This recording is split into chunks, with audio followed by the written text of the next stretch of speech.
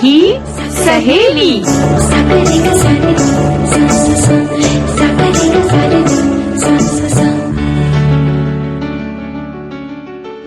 सखी सहेली कार्यक्रम सुनने वाली सभी सखियों और सखाओं को मंदाकिनी जोशी और मेरा यानी चंचल वर्मा का प्यार भरा नमस्कार। भाई नमस्कार प्यार भरा होना चाहिए चंचल। बिल्कुल नमस्कार प्यार भरा होना चाहिए। और अगर हमने प्यार भरा नहीं भी बोला तो वो प्यार हमारी बातों में इतना झलकता है ना। अच्छा। कि श्रोताओं को अंदाजा हो ही जाता है। अरे अरे अरे यानी श्रोताओं को पता चल जाता है कि चंचल आ गई है तो प्यार तो झलकेगा ही। भाई चंचल का प्यार सिर्फ श्रोताओं के लिए नहीं, आपके लिए भी है, सबके लिए है। चलिए और हमारे श्रोता होते ही मंदाकिनी जी इतने प्यारे हैं ना कि उनके साथ हमारी भी प्यार भरी बातें होती हैं। वो बड़े प्यार से, बहुत दिल से, बहुत सारे संदेश हम तक भेजते हैं।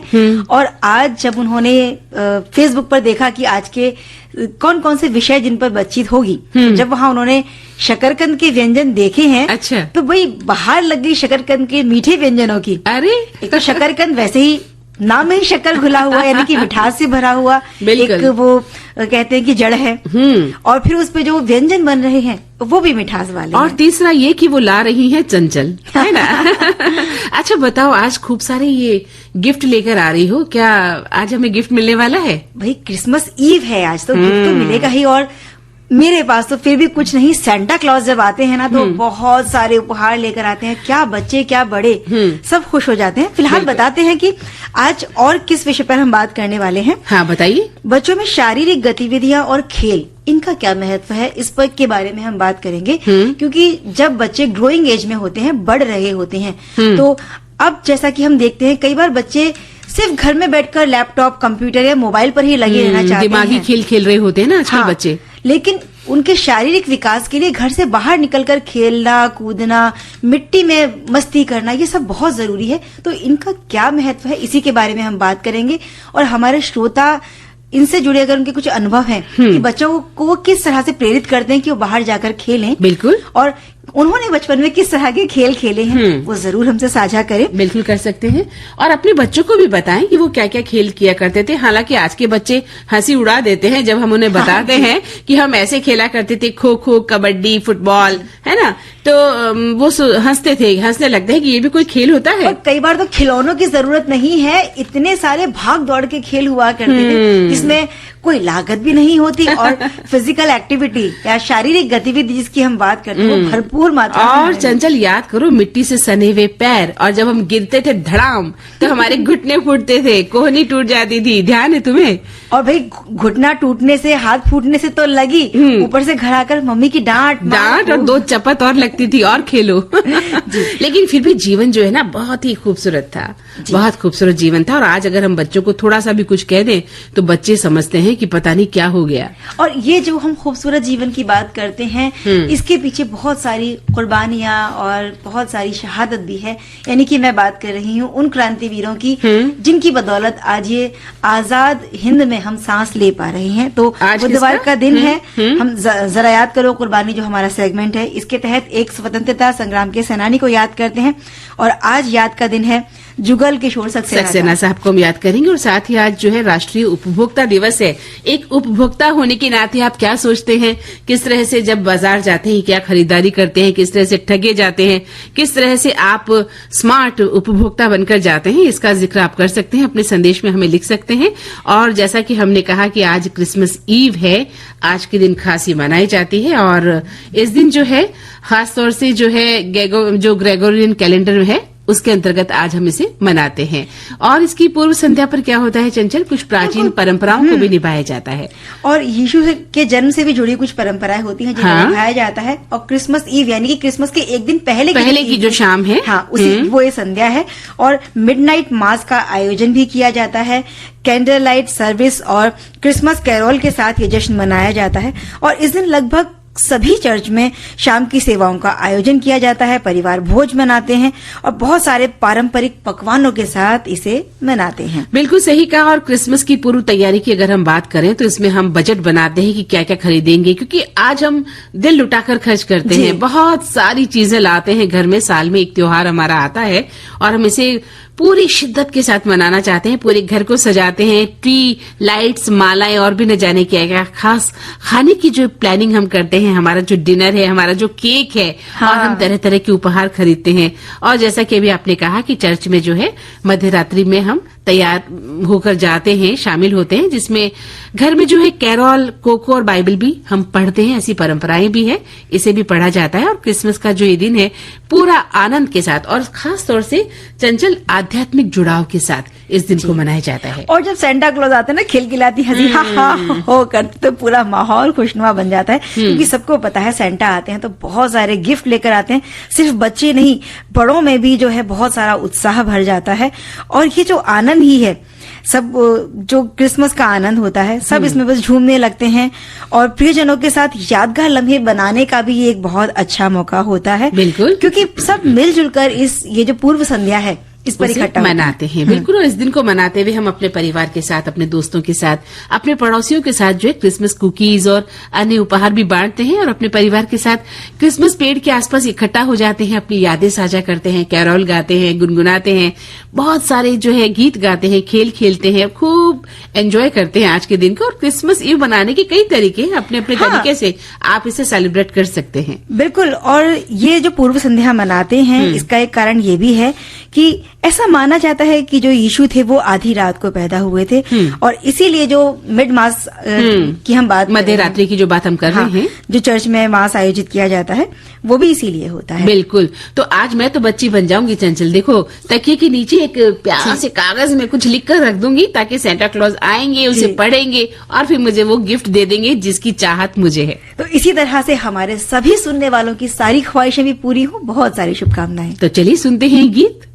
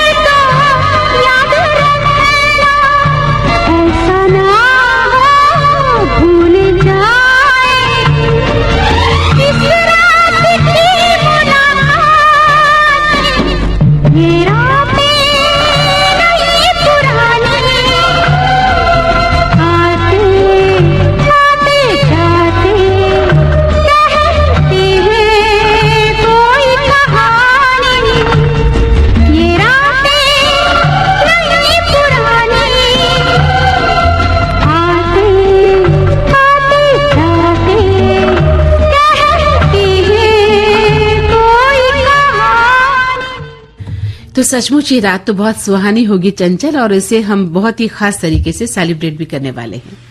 तो अब बात करते हैं जुगल किशोर सक्सेना जी, जो एक स्वतंत्रता सेनानी रहे हैं और देश की आजादी के लिए मंदाकिनी जी माँ भारती के बहुत सारे ऐसे सपूत हुए जिन्होंने जाने कितने जुल्म सहे, कुर्बानियां दी। और जब हम इन चीजों के बारे में सुनते हैं, उनके बातें कि किस तरह का संघर्ष उनके जीवन में रहा, तो दिल कांप उठता है। अंग्रेजों ने आजादी की आवाज उठाने वाले जितने भी लोग थे, बस सब पर जुल्म की इंतहा पार कर दी। लेकिन वो आजादी का जो सपना उन्होंने देखा, इसके आगे वो झुके नहीं अंग्रेजों के सामने। और अंग्रेज किसी एक को पकड़ते तो बदले में और कई ललकारते हुए चेहरे उनके सामने आकर खड़े हो जाया करते थे। तभी तो वो गीत लिखा गया है ना चंचल, की सर कटा सकते हैं लेकिन सर झुका सकते नहीं, है ना। तो स्वतंत्रता सेनानी जुगल किशोर साहब की जब हम बात कर रहे हैं, वो कन्नौज की धरती पर जन्मे थे और एक साधारण से बालक के रूप में, जिनका जन्म 1924 को डंडोना गांव में हुआ था, जो कि छिबरा मऊ कन्नौज में है, वहां हुआ था। और उनके पिता का नाम बटेश्वर दयाल और माता का नाम धनु कुंवर था। हालत साधारण नहीं, बहुत बहुत मुश्किल हालात थे और बचपन में ही माता पिता का साया भी उठ गया था। पढ़ाई भी मिडिल स्कूल से आगे नहीं कर पाए क्योंकि माता पिता का निधन हो गया और भी अनाथ हो गए थे। तो परिवार के अन्य सदस्यों ने उनका लालन पालन किया, पोषण किया, लेकिन जो चीज उनसे कोई नहीं छीन सका वो क्या थी? आजादी की लौ। बिल्कुल। और जब वो उनकी जो किशोर या युवा, और हम कहें कि लगभग 16 साल के रहे होंगे, इसी उम्र में सत्याग्रह आंदोलन में उन्होंने भाग लिया। और इतनी छोटी सी कम उम्र में सत्याग्रह के पथ पर चलना देखा जाए तो आसान बात नहीं थी, लेकिन उनके अंदर जोश बहुत ज्यादा था। और उस समय जब देश की गुलामी की बेड़ियों में पूरा देश जकड़ा हुआ था, ये तब की बात है, उस दौरान वो देश प्रेम के जज्बे से पूरे तरीके से भरे हुए थे और उन्होंने अंग्रेज सरकार के विरुद्ध सक्रिय विरोध किया। लाठी, जेल, यातनाएं, सब कुछ सहा, लेकिन इन सब से वो डर नहीं सकते थे, झुक भी नहीं सकते थे। और दिल्ली जाते समय उन्हें पुलिस ने गिरफ्तार कर लिया। मैनपुरी की जेल में उन्हें भेज दिया गया और बस्ती की जेल में भी वो गए। टीन वाली छत, जेल, भीषण गर्मी, अपमान, भूख, सब कुछ सहा, लेकिन बस झुके नहीं वो कभी। बिल्कुल सही कहा, उन्हें डर था ही नहीं, निडर थे ना, तभी तो इतने बड़े जो है देश प्रेमी बनते हैं, कोई ऐसे ही नहीं बन जाता है। और यही सारी बातें हमारे श्रोता भी लिखकर भेज रहे हैं। बिल्कुल सही कहा आपने। और इन्हें मैनपुरी जेल की जब तुमने बात की, वहां इन्हें ले जाया गया जहां कैदियों को जली हुई रोटियां खाने को मिलती थी। और ऐसे में वो विरोध के अगुआ बने तो अन्य कैदी भी उनके साथ हो लिए और नाराज जेलर ने बस्ती जेल भेज दिया। और ये जेल, जैसा भी तुमने बताया, टीन वाली जेल थी।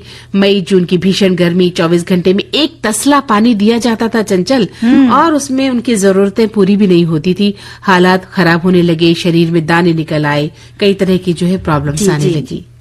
क्योंकि गर्मियों के दिन थे तो ऐसे में शरीर पर दाने निकल आते थे, बहुत सारी तकलीफें हो जाती थी।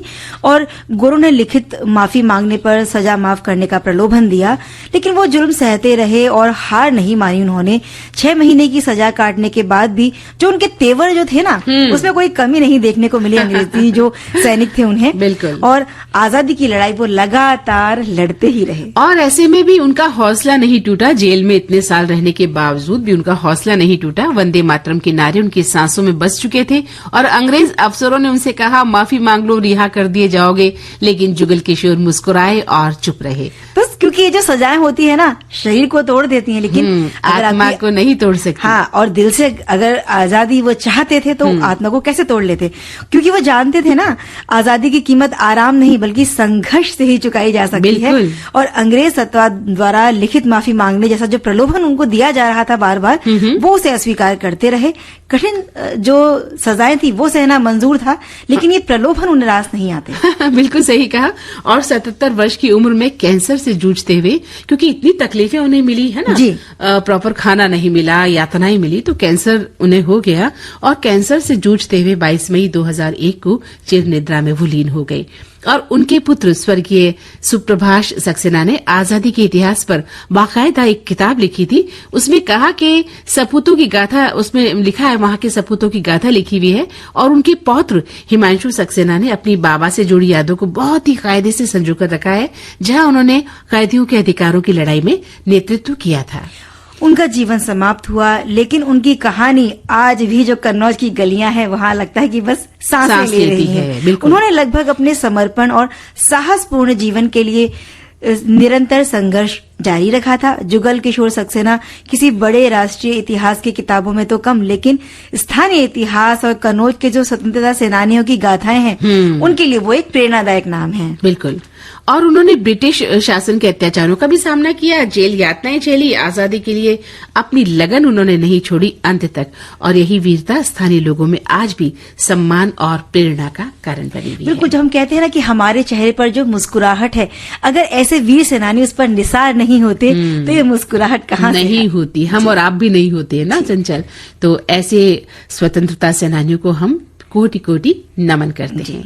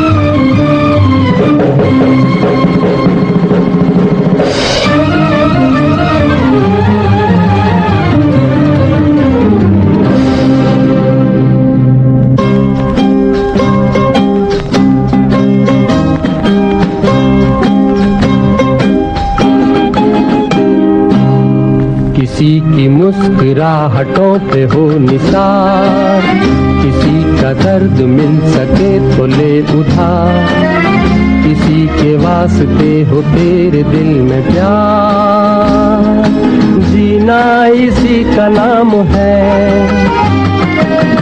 किसी की मुस्कुराहटों पे हो निसार, किसी का दर्द मिल सके तो ले उधार, किसी के वास्ते हो तेरे दिल में प्यार, जीना इसी का नाम है।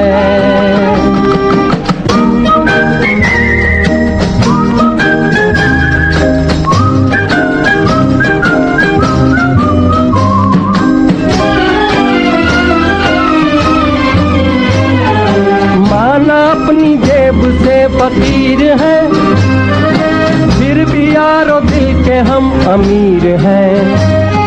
माना अपनी जेब से फकीर है, फिर भी यारो दिल के हम अमीर हैं। मिटे जो प्यार के लिए वो जिंदगी, जले बहार के लिए वो जिंदगी, किसी को हो ना हो हमें तो एतबार, जीना इसी का नाम है।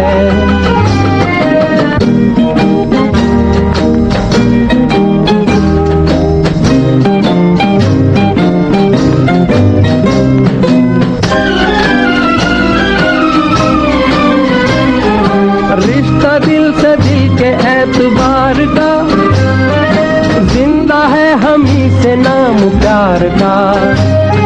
रिश्ता दिल से दिल के एतबार का, जिंदा है हम ही से नाम प्यार का। के मर के भी किसी को याद आएंगे, किसी के आंसुओं में मुस्कुराएंगे, कहेगा फूल हर कली से बार बार, जीना इसी का नाम है। किसी की मुस्कुराहटों पे हो निसार, किसी का दर्द मिल सके तो ले उधार, किसी के वास्ते हो तेरे दिल में प्यार, जीना इसी का नाम है।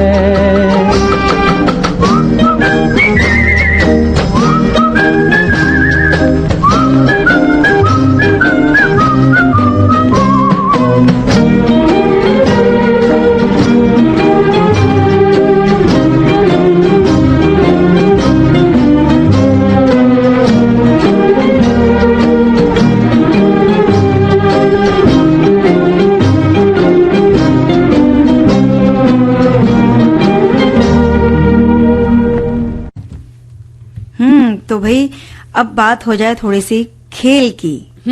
यानी कि बच्चों के लिए खेल कितना जरूरी है, इसके बारे में हम बात करने वाले हैं। और आज के डिजिटल युग में बच्चे बहुत सारा समय अपना मोबाइल पर, टीवी, कंप्यूटर स्क्रीन के सामने बिता देते हैं, लेकिन शारीरिक गतिविधि और खेल जो है वो बच्चों के संपूर्ण विकास के लिए बहुत ज्यादा जरूरी है।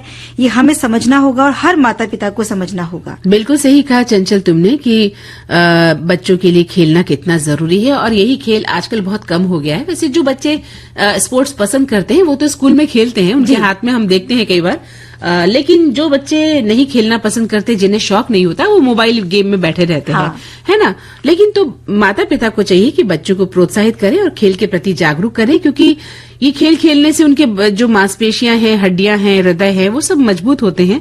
दौड़ना, कूदना, तैरना, साइकिल चलाना न केवल उनकी फिटनेस को बढ़ाता है, बल्कि उनके अंदर एक जो इम्यूनिटी पावर है, रोग प्रतिरोधक क्षमता है, उसको भी मजबूत करता है। इसके अलावा जो मोटापा बच्चों में फैल रहा है, जो ये बहुत बड़ी समस्याएं हैं बच्चों में, मोटापा फैलने की, छोटे छोटे बच्चे बहुत मोटे नजर आते हैं, तो ये इसके पीछे ये भी रीजन है कि वो सिर्फ बैठकर खेल खेल रहे हैं, और जो खान पान है उनका, उसमें बहुत सारी चीजें उनको ऐसी जो दी जा रही है, फास्ट फूड टाइप वो खा रहे हैं। उनका नाश्ता ही जो है रोज फास्ट फूड से शुरू होता है। कुछ बच्चे तो ऐसे हैं जो मेरे ख्याल से खाता ही नहीं है रोटी सब्जी, तो है ना, उनका नाश्ता फास्ट फूड से शुरू होता है। और माताएं कई बार बच्चे खा लें इस प्रलोभन में उनको बहुत सारा चीज डालकर जब वो देती हैं, मेयोनीज, जो चीजें बहुत नुकसान करती है ना, इन चीजों को हटाते हुए हम देसी ऑप्शंस क्या क्या लेकर आ सकते हैं, उसको ध्यान में रखते हुए उनका खान पान भी हमें बदलना होगा। साथ ही खेल कूद के लिए उनको बहुत सारी प्रेरणा देनी, उनकी दिनचर्या हमें बदलनी होगी। मुझे एक बात याद आ रही है चंचल, मैं किसी घर में गई थी, वहां पर वो जो थी घर की मालकिन, उन्होंने बताया कि उनका बच्चा जो है पिज्जा खाता है सुबह उठकर। उनकी नाश्ता जो है तरह तरह की पिज्जे से शुरू होती है। हर दिन उसे अलग तरह का पिज्जा चाहिए। बड़े गर्व से बताया था उन्होंने मुझे ये बात। और पिज्जा वो चीज है जिसमें बहुत सारी चीज, मोज़रेला चीज डाली जाती है, लेकिन उसके नुकसान कितने हैं आप देखिए ना। स्वाद तो माँ ने देख लिया कि बच्चा खुश है उसे खाकर, लेकिन उसके बाद क्या होने वाला है उसके हम नहीं सोचते हैं। तो रोग प्रतिरोधक क्षमता को बढ़ाना बहुत जरूरी है। इसके अलावा जो हम बात कर रहे थे मोटापे की, और जो दूसरी स्वास्थ्य संबंधी समस्याएं हैं, पाचन की समस्या, बच्चों को भोजन पचता ही नहीं है, बच्चों का पेट साफ नहीं रहता है ना। क्यों? क्योंकि वो खेलते नहीं है, कूदते नहीं है, और ऐसा खाना नहीं खाते हैं जो पच जाए और जो उनके शारीरिक और मानसिक विकास में बढ़ावा दे। अब देखिए हमारे श्रोता क्या लिख रहे हैं। उनका कहना है कि शारीरिक गतिविधि सिर्फ बच्चों को व्यस्त रखने का एक तरीका नहीं है, ये उनके समग्र स्वास्थ्य और तंदुरुस्ती के लिए बहुत जरूरी है। आधुनिक युग में जहां गतिहीन व्यवहार प्रचलित है, बच्चों के लिए लगातार शारीरिक गतिविधि के महत्व पर जोर देना बहुत ही जरूरी है। खेलकूद व्यायाम का हिस्सा भी है, जिससे शरीर पुष्ट और मोटापे पर नियंत्रण होता है, तनाव भी कम होता है, और दोस्ती करना भी बहुत जरूरी है, और खेलकूद में दोस्ती हो जाया करती है। हाँ, बिल्कुल सही कहा। लेकिन आजकल माता पिता क्या करते हैं कि बच्चों का पैर मिट्टी से नहीं सने, बच्चों के कपड़े खराब नहीं हो, बच्चे हमारे राजा और रानी जैसे लगने चाहिए, सुबह हम नहला धुला के तैयार कर देते हैं, ठीक वैसे ही हमें शाम को मिले। तो जब ऐसी स्थिति आपकी है तो फिर बच्चे क्या खेलेंगे? बच्चों को घर से बाहर निकालिए। हाँ, आप कोई ऐसी जगह रहते हैं जहाँ बाहर खेलना सेफ नहीं है तो इंडोर गेम्स खेलिए, लेकिन दौड़ाइए, कूदाइए, जैसा भी हो। जो एक्टिविटीज हैं, फिजिकल एक्टिविटीज, वो करनी बहुत जरूरी है। और इसके अलावा बच्चों में आत्मविश्वास की भावना तभी तो आएगी। हम बचपन में कबड्डी खेला करते थे, खो खो खेला करते थे, रस्सी कूद, और फुटबॉल भी खेला करते थे। सतोलिया एक खेल होता था, है ना, बॉल से पत्थर मारते थे, फिर दौड़ा करते थे, और पैलदूज खेला करते थे, है ना। कितना दौड़ते थे हम, कितनी रस्सी कूदते थे, मुझे तो याद आ रहे हैं वो पल, और कितना झूला झूलते थे। यानी एक्टिविटीज जो है लगी रहती थी, फिजिकल जो एक्टिविटीज थी। और थक के शाम को घर आते थे और खाना, खूब सारा खाना खाते थे और फिर सोते थे। थक जाते हैं तो नींद भी बहुत अच्छी आती है, और इस तरह से साथ खेलने की जो भावना है, दोस्त भी थे। हाँ, तो साथ खेलना, उस लड़ झगड़ में कई बार बच्चे फिर एक दूसरे को मनाते भी हैं, तो ये सब भावनाएं भी बच्चों में वहीं से पनप जाती हैं कि अगर कोई एक कमजोर खिलाड़ी तो उसको साथ में कैसे लेकर आगे बढ़ना है। और बच्चा सोशल होता है, समाज में कैसे रहा जाता है, लोगों के बीच ये सीखता है। वरना हम एकल रहते हैं, देखिए ना, एकांत में रहना पसंद करते हैं, हमें किसी से बात करना नहीं आता, किसी की नाराजगी झेलना नहीं आता, किसी का क्रोध देखना हमें सहन नहीं होता, लेकिन जब हम ऐसे रहते हैं बच्चों के बीच में, बचपन से हम खेलना सीखते हैं, कूदना सीखते हैं, दोस्ती करना सीखते हैं, तो हमें सारी बातें पता होती है कि एक परिवार में हमें हर तरह के लोग मिलेंगे और हर तरह के मूड को हमें सहना होगा, समझना होगा और उसी प्रकार जीवन को, अपने आप का जो है जीवन, उसको व्यतीत भी करना सिर्फ होगा। परिवार ही नहीं, आगे चलकर जब हम काम करेंगे, चाहे वो महिलाएं हैं, पुरुष हैं, एक दफ्तर में जब हम काम करेंगे तो वहां भी सबके साथ सामंजस्य बिठाना ये खेल की भावना हमें सिखा देती है। बिल्कुल। और जब बच्चे हॉस्टल जाते हैं तब क्या होता है? वही तो होता है, रूममेट के साथ आपकी बनती नहीं है क्योंकि आप बचपन से अकेले अकेले अकेले अकेले चलते हुए आए हैं। वहां आकर आपको लगता है मैं क्यों शेयर करूं? तो ये जो शेयरिंग की भावना है ये बहुत जरूरी है। ये आप तभी सीखते हैं जब आप दोस्ती की भावना, घर से बाहर निकलेंगे, लोगों से मिलेंगे, दुनिया को समझने का आपको एक नजरिया पैदा करना होगा अपने भीतर। जी, हमारे एक श्रोता का संदेश है, बच्चों में शारीरिक खेल और गतिविधि उनके संपूर्ण विकास के लिए महत्वपूर्ण है, जो हड्डियों, मांसपेशियों को मजबूत करने के लिए बहुत जरूरी है। बच्चे सामाजिक कौशल, टीम वर्क, संज्ञानात्मक क्षमताओं को एकाग्र करना, याददाश्त को बढ़ावा देना सीखते हैं और ये उनके समग्र शारीरिक, मानसिक और भावनात्मक विकास के लिए बहुत जरूरी है। आजकल शहरों में बच्चों को खेलने की जगह कम होती जा रही है, लेकिन बहुत सारी निजी संस्थाएं हैं जो इन पर पैसा खर्च करती हैं और सुविधाएं भी प्रदान करती हैं। जहां बच्चों को खेलने की जगह दी जा रही है वहां पार्क भी हैं, तो वहां ले जाकर भी उनको धूप में थोड़ी देर खेलने देना चाहिए। बिल्कुल, भरी धूप में बच्चों को खेलते मैंने देखा है, वो बिल्कुल पसीने से लथपथ हो जाते हैं, फिर भी खेलते हैं। बैडमिंटन है, लॉन टेनिस है, सब खेलते हैं। तो जिस तरह खेल में थोड़ा सा कहते हैं ना कि एक ब्रेक लेना जरूरी होता है आराम के लिए, हमारे कार्यक्रम में भी अभी समय हो चला है ब्रेक का।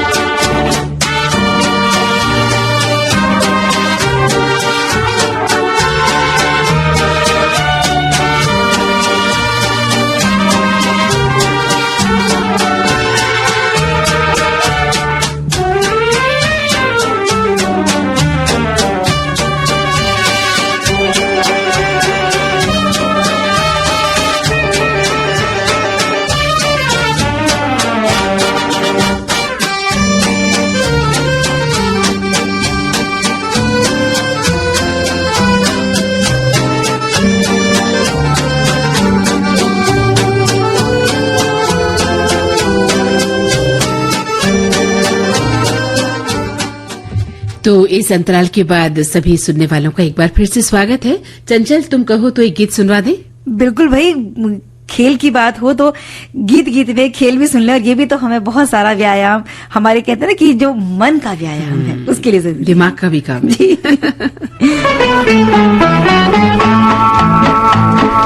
होले होले साजना, धीरे धीरे बालमा, जरा होले होले चलो मोरे साजना, हम भी पीछे हैं तुम्हारे, जरा होले होले चलो मोरे साजना, हम भी पीछे हैं तुम्हारे, कैसी भीगी भीगी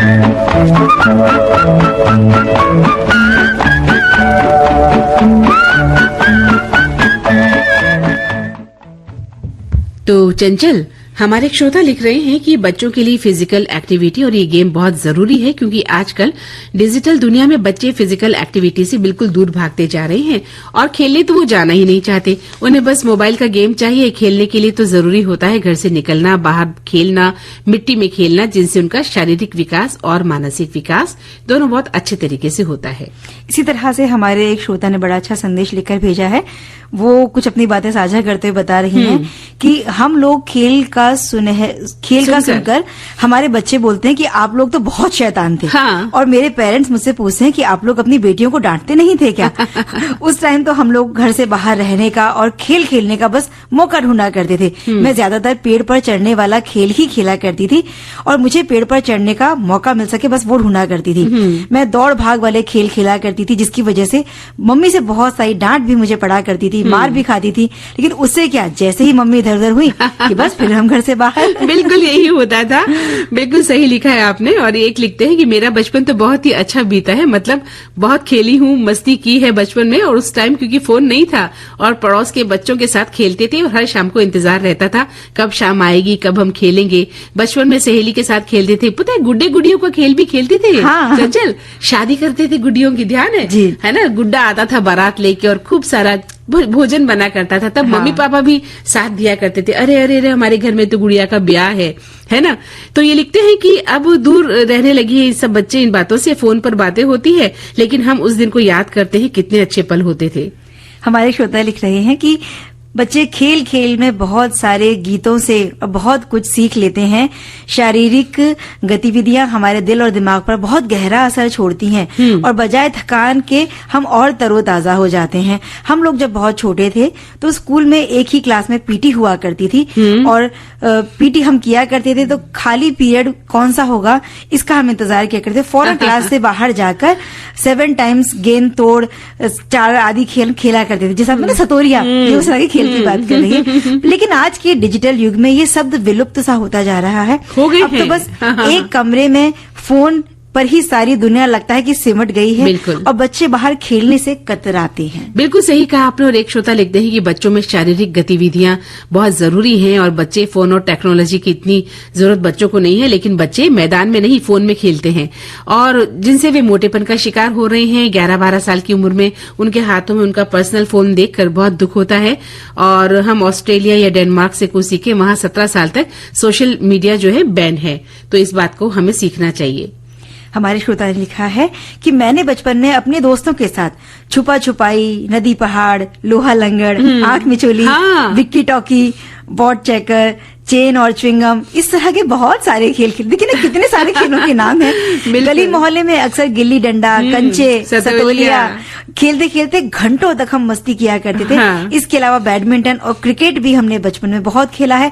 कुछ खेलों के तो अब नाम भी याद नहीं आ रहे हैं, लेकिन उनकी यादें दिलों में आज भी ताजा हैं। बिल्कुल रहनी चाहिए। और अब जब हम बात कर रहे हैं खेलों की, तो आप अपने बच्चों को ये बताइए कि किस तरह से हम कबड्डी कबड्डी कबड्डी कबड्डी खेला करते थे, दूसरे की टंगड़ी पकड़ लिया करते थे और अपनी तरफ खींच लिया करते थे, है ना। और तो ये सभी गेम जो है बच्चों को समझाइए, दिखाइए। आपने तो अपने बचपन के किस्से हमें बता दिए कि हम ऐसे खेला करते थे, लेकिन बात है कि बच्चों के लिए, आपके बच्चों के लिए खेलना कितना जरूरी है और आज के इस दौर में खासतौर से। मंदाकिनी जी, पहले ट्रैफिक भी गलियों में बहुत ज्यादा नहीं होता था, वाहन कम होते थे, तो बच्चे गलियों में ही दौड़ भाग कर खेल लिया करते थे। आज इस चीज की सुविधा नहीं है। छोटे छोटे गांव में भी जब वाहन चलते देखते हैं तो कई बार माता पिता इस चीज को लेकर डर उनके मन में होता है। लेकिन बहुत सारे विद्यालयों में इस तरह की एक्टिविटीज होनी चाहिए, होती भी या फिर घर के आसपास कोई पार्क है तो आप वहां ले जाइए सुबह शाम बच्चों को खेल खिलाने के लिए। और हमने अक्सर देखा है कि दादा दादी के साथ, नाना नानी के साथ बच्चे जाते हैं, तो जरूर उन्हें वो प्रोत्साहित करें ताकि आपका बच्चा किसी भी शारीरिक तौर पर आगे चलकर कमजोर ना हो।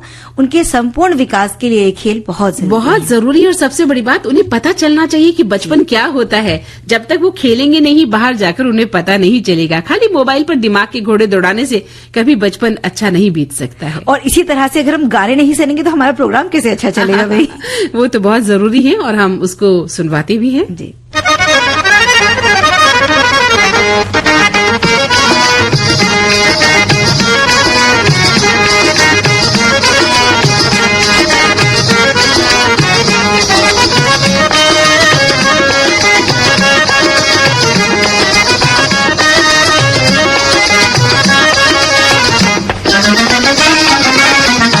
लेके पहला पहला प्यार भर के आंखों में खुमार, जादू नगरी से आया है कोई जादूगर। लेके पहला पहला प्यार भर के आंखों में खुमार, जादू नगरी से आया है कोई जादूगर। लेके पहला पहला प्यार भर के आंखों में खुमार, जादू नगरी से आया है कोई जादूगर। लेके पहला पहला प्यार।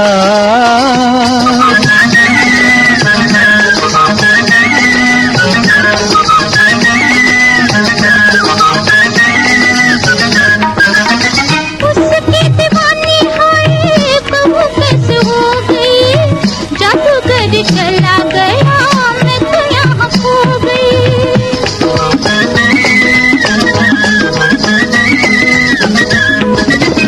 उसकी दीवानी है कब कैसे हो गई, जादूगर चला गया मैं तो यहाँ खो गई। हो नैना जैसे हुए चकरार, जादू नगरी से आया है कोई जादूगर। लेके पहला पहला प्यार भर के आंखों में खुमार, जादू नगरी से आया है कोई जादूगर। लेके पहला पहला प्यार।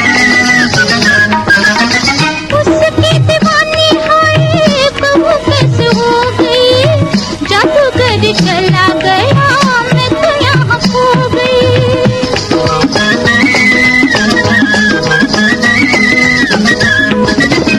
उसकी दीवानी है कब कैसे हो गई, जादूगर चला गया मैं तो यहाँ खो गई। हो नैना जैसे हुए चकरार, जादू नगरी से आया है कोई जादूगर। लेके पहला पहला प्यार भर के आंखों में खुमार, जादू नगरी से आया है कोई जादूगर। लेके पहला पहला प्यार।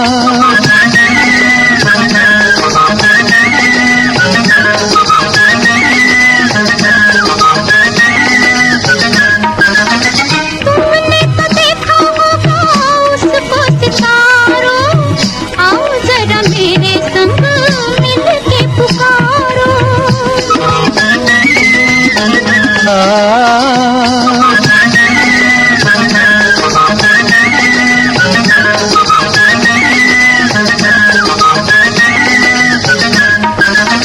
तुमने तो देखा होगा उसको सितारों, आओ जरा मेरे संग मिल के पुकारो।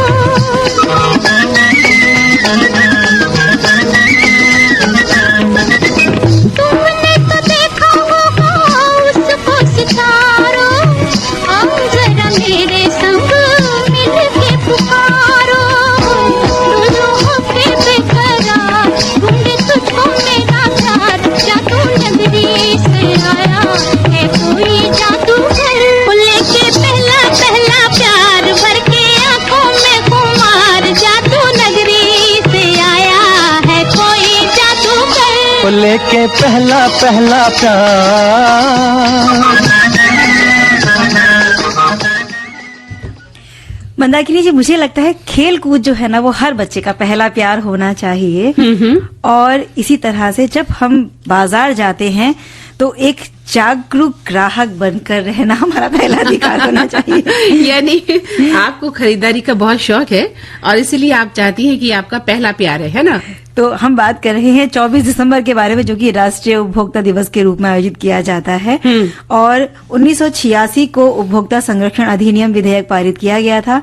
वहीं साल 1991 और 1993 में इसके कुछ अधिनियम में संशोधन किए गए हैं। इस अधिनियम को ज्यादा से ज्यादा इस्तेमाल में लाने के लिए साल 2002 में दिसंबर के महीने में एक व्यापार संशोधन भी लाया गया। इसके बाद उपभोक्ता संरक्षण अधिनियम को 15 मार्च 2003 से लागू किया गया। उपभोक्ता संरक्षण नियम को 1987 में भी संशोधित किया गया था। इसके बाद 5 मार्च 2004 को इसे पूर्ण रूप से मान्यता दी गई थी। साल 2000 में राष्ट्रीय उपभोक्ता दिवस पहली बार मनाया गया और इसके अलावा हर साल 15 मार्च को विश्व उपभोक्ता अधिकार दिवस के रूप में मनाया जाता है। बिल्कुल, तो बात चल रही जब उपभोक्ता अधिकार की, तो देखिए मुख्य जो उपभोक्ता के अधिकार है ना चंचल, वो है सुरक्षा का अधिकार, यानी राइट टू जो है सेफ्टी, और सूचित होने का अधिकार है, चुनने का अधिकार है, सुने जाने का अधिकार है, निवारण का अधिकार है और उपभोक्ता शिक्षा का अधिकार है। और ये अधिकार जो है उपभोक्ताओं को धोखाधड़ी, घटिया सामान और शोषण से बचाते हैं। साथ ही उपभोक्ताओं को बेहतर गुणवत्ता वाले उत्पाद और सेवाएं मिलती हैं इन अधिकारों का पालन करने से, और अपने अधिकारों के प्रति उपभोक्ताओं को जागरूक रहना ही होगा।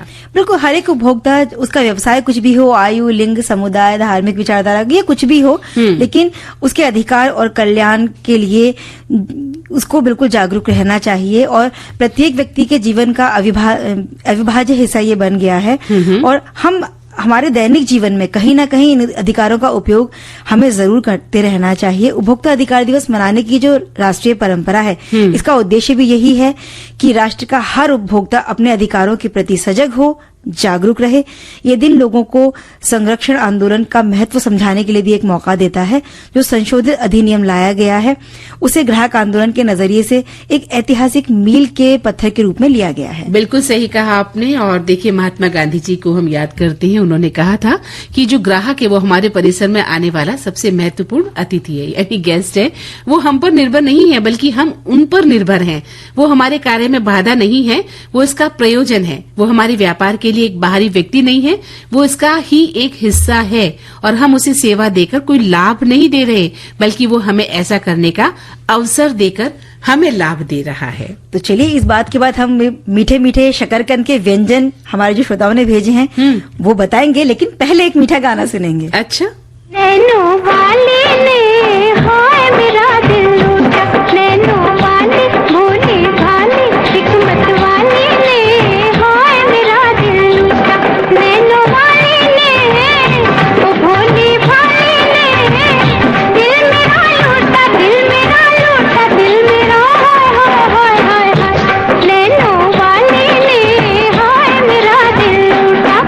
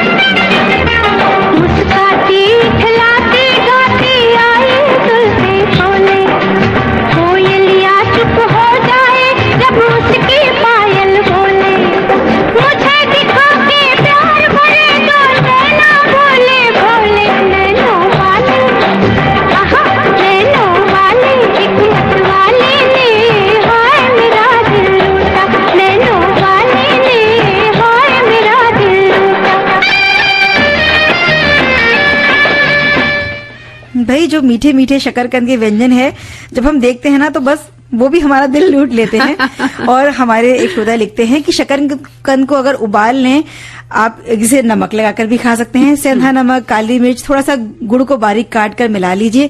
अब इसकी टिक्कियां बनाकर कुट्टू या सिंघाड़े का आटा लपेट लें और इसे किसी तवे पर सेक लें। अगर नॉन स्टिक पर सेकेंगे तो बहुत ही अच्छा रहेगा। और इस टिकिया को फलाहार में खाया जाता है। अगर ऐसे ही खाना है तो इस पर आप नमक और हरी मिर्च लगाकर, थोड़ा सा ब्रेड का चूरा लगाकर भी आप इसकी टिकिया खाकर एंजॉय कर सकते हैं। अरे कितना बता दिया, मुझसे तो इतना हो भी नहीं पाएगा चंचल। मैं तो शकरकंदी को उबालूंगी और खा जाऊंगी, है ना। हाँ भाई, वो ऐसे भी बहुत ज्यादा स्वादिष्ट लगती है, पौष्टिक तो पौष्टिक है ही। एक श्रोता लिखते हैं कि शकरकंद बहुमुखी, पेट भरने वाली और पोषक तत्वों से भरपूर होती है। इस बेहतरीन जड़ वाली सब्जी को करी, सूप और सलाद में परोसें या फिर इसे मैश या फ्राइज के रूप में भी बनाएं। बिल्कुल सही। हाँ, और अब बताए इसके गुलाब जामुन भी बनाए जाते हैं। तो गुलाब जामुन बनाने के लिए 2 उबले हुए शकरकंद लेने हैं, चाशनी के लिए थोड़ी शक्कर लेनी है, मिल्क पाउडर और इलायची का पाउडर भी लेना है। 1 तार की चाशनी तैयार कर लेनी है। इलायची का पाउडर आप इसमें थोड़ा सा डाल दीजिए, तो चाशनी है थोड़ी सी खुशबूदार और स्वादिष्ट बन जाएगी। अब उबले हुए शकरकंद को छील लें और इसे कद्दूकस कर लें। 7 से 8 चम्मच जितना इसमें मिल्क पाउडर मिला लेना है और अच्छे से रोटी के आटे की तरह मल मल कर इसे गूंद लेना है। 1 चम्मच घी डालकर आटे को अच्छे से मिला लेना है, यानी कि जो गूंदा हुआ जो मिश्रण है ना शकरकंद का, उसको अब इससे वो आपके हाथ पर चिपकेगा नहीं। अब इसकी छोटी छोटी लोइयां गोल गोल बना लीजिए और घी में गुलाब जामुन की तरह मध्यम आंच पर इसको तल लेना है, लेकिन बड़े हल्के हाथ से चलाना है ताकि ये टूटे नहीं। और बस गर्मा गर्म को ही आप चाशनी में डालते जाइए और फिर उपवास में भी आप इसे खा सकते हैं और यूं भी खा लीजिए। भाई हम तो ये कहेंगे कि जब ये गुलाब जामुन बनाए शकरकंदी के तो हमें इनवाइट कर लें, है ना ताकि बने बनाए जो है गुलाब जामुन हमें खाने को मिल जाए। ठीक है। और एक श्रोता ने क्या रेसिपी लिखी है भाई, इन्होंने लिखा है शकरकंदी का हलवा। जी क्या बात है। शकरकंदी, घी, चीनी, दूध, पानी, इलायची पाउडर, दूध में भिगोए हुए काजू, बादाम, वाह वाह क्या। लिखते हैं कि शकरकंदी को उबालकर छिलका उतार लें, हाथ से मैश कर लें, पैन में घी गर्म करें, मैश की हुई शकरकंदी डालकर गोल्डन ब्राउन होने तक भून लें, आधा कप दूध और पानी मिलाएं, चलाते रहें, जब पानी कम होने लगे तब चीनी डालकर और चलाएं। अब इलायची डालें, पाउडर डालें और मतलब इलायची पाउडर डालें और मिक्स कर दें, साथ में केसर भी मिला दें, कुछ कटे हुए काजू बादाम मिला दें और कुछ गार्निश के लिए रख दें। लीजिए शकरकंदी का हलवा तैयार है। सर्व करते हुए काजू बादाम से गार्निश करें। हाँ, ये तो मैं बना सकती हूँ। और इसी तरह से आलू का हलवा भी बनाया जाता है। तो शकरकंद और आलू का हलवा बनाने का लगभग जो तरीका है वो एक ही है। हाँ। और भाई जिन्हें बहुत सारी मेहनत नहीं होती है, मेरे जैसे तो हमारे श्रोता ने लिखकर भेजा है कि शकरकंद को भून कर भी खाया जाता है, छिलकर उतार कर कढ़ाई में घी डालकर थोड़ी सी देर भून कर चीनी मिला दीजिए और थोड़ा सा दूध डालकर इसका हलवा बड़ी आसानी से बन जाता है। हाँ, तो ये भी एक आसान तरीका है। और सुनिए, शकरकंद की खीर भी बनती है भाई चंचल। अच्छा। हाँ, देखिए लिखते हैं कि शकरकंद की खीर बनाने के लिए इसको धोकर घिस लें, फिर दूध को गर्म कर लें, अब इसमें घिसा हुआ शकरकंद डाल दें, स्वाद के अनुसार शक्कर ड्राई फ्रूट डालकर परोसें। ये तो मैं आज रात को ही बनाने वाली हूँ। और इसमें अगर किसी आपको बहुत गाढ़ी खीर पसंद है तो आप शकरकंद की मात्रा ज्यादा रखिए और दूध कम रखिए। लेकिन कई लोगों को थोड़ी पतली पतली सी जिसमें दूध बहुत ज्यादा मात्रा में आता हो ऐसी खीर पसंद है, तो चीजों का जो मात्रा है वो अपने हिसाब से आप कम ज्यादा कर सकते हैं। आप ड्राई फ्रूट्स पसंद करते हैं तो ज्यादा डाल लें, है ना।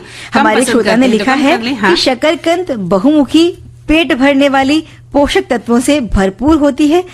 इस बेहतरीन जड़ वाली सब्जी को करी, सूप, सलाद की तरह परोसें या फिर इसे मैश कर फ्राइज के रूप में भी आप इसे बना सकते हैं। जिस तरह आलू के हम फ्राइज बनाते हैं, बिल्कुल, तो शकरकंद के फ्राइज भी बना सकते हैं। बहुत अच्छी बात, आपने शकरकंदी के इतने सारे व्यंजन बना के हमें सिखा दिया है। अब देखते हैं हम क्या क्या बनाने वाले हैं, है ना। और फिर मिलेंगे इसी चर्चा के साथ। इस गीत को सुन लेते हैं जी।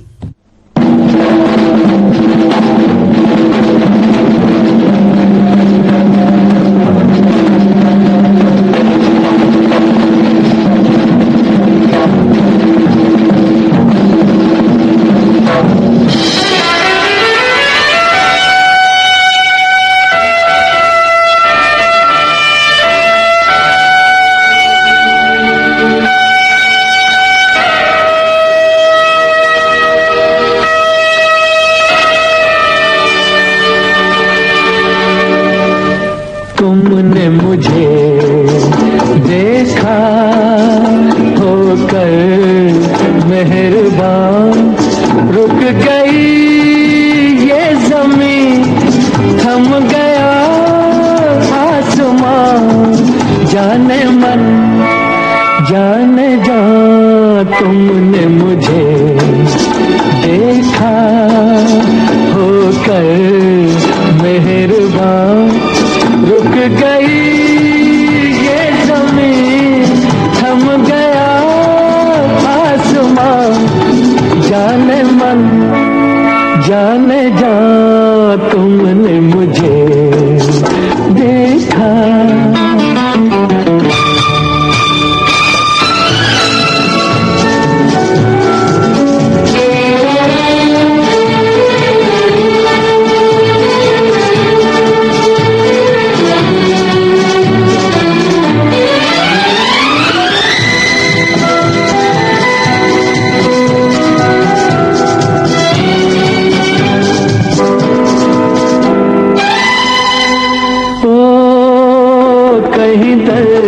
सहरा में रुकते चलते होते, इन होठों की हसरत में तपते जलते होते, मेहरबान हो गई जुल्फ की बदलियां, जाने मन जाने जा तुमने मुझे देखा होकर मेहरबान, रुक गई ये ज़मीन, थम गया आसमान, जाने मन जाने जा तुमने मुझे देखा।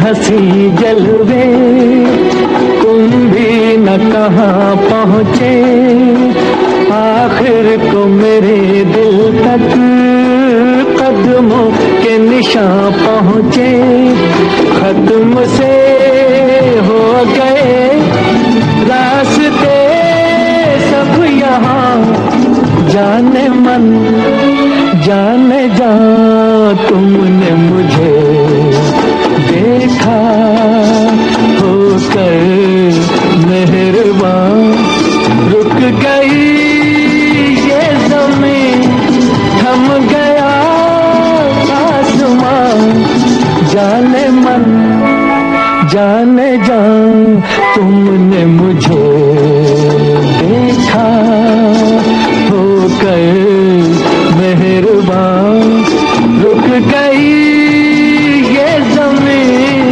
थम गया आसमान, जाने मन जाने जा तुमने मुझे देखा।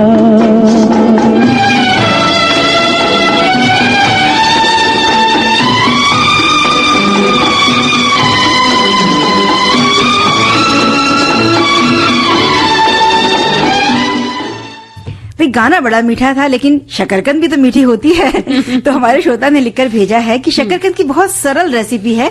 इसको छील कर गोल गोल काट ले, एक कढ़ाई में डाल दें और फिर थोड़ा सा पानी डाल दें, थोड़ी देर इसे ढककर रख दें और फिर खोलकर थोड़ा सा गुड़ डाल दीजिए। कि थोड़ा का मतलब है आपकी इच्छा अनुसार। हाँ, आप जितना मीठा खाते हैं उसके अनुसार आप गुड़ डाल दीजिए। थोड़ी देर मिलाकर इसे छोड़ दीजिए, बस ये तैयार है जो मीठी शकरकंद है। इसे आप खा सकते हैं। इन्होंने कुल मिलाकर हर बात को थोड़ी देर पर छोड़ दिया है। हाँ, और हमारे इससे भी आसान रेसिपी लिखी हमारे एक श्रोता ने, लिखते हैं कि हम लोग शकरकंद का कुछ बनाते नहीं हैं, हाँ। बस बॉईल करके खा लेते हैं, कभी कभी दूध के साथ, एक कभी कभी ऐसे भी। हम भी ऐसे ही करते हैं, चिंता मत करें।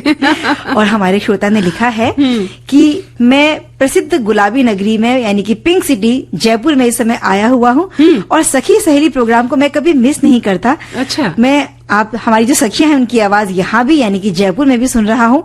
विविध भारती मेरे साथ जयपुर में भी है। क्या बात है। और हमारे एक अन्य श्रोता का संदेश है कि हमारे यहाँ तो आज बड़ी ठंडी ठंडी हवाएं चल रही हैं, थोड़ी थोड़ी धूप भी निकली हुई है और ऐसे ही मौसम में हम सखी सहेली का आनंद ले रहे हैं। क्या और बात है। वही एक श्रोता का कमेंट है कि मैं अपने एक मित्र के साथ बैठकर ऑफिस में इस कार्यक्रम को सुन रहा हूँ। यानी कि दफ्तर में भी जब कार्यक्रम में थोड़ा सा ब्रेक लेना होता है तो हमारे बहुत सारे सुनने वाले हैं। इसी तरह से सखी सहेली या जो अन्य कार्यक्रम है उसको सुनते ही हैं। तो ये उनकी दीवानगी है और इसको हम सैल्यूट करते हैं, इस दीवानगी को।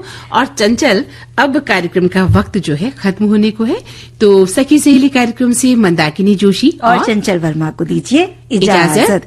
नमस्कार।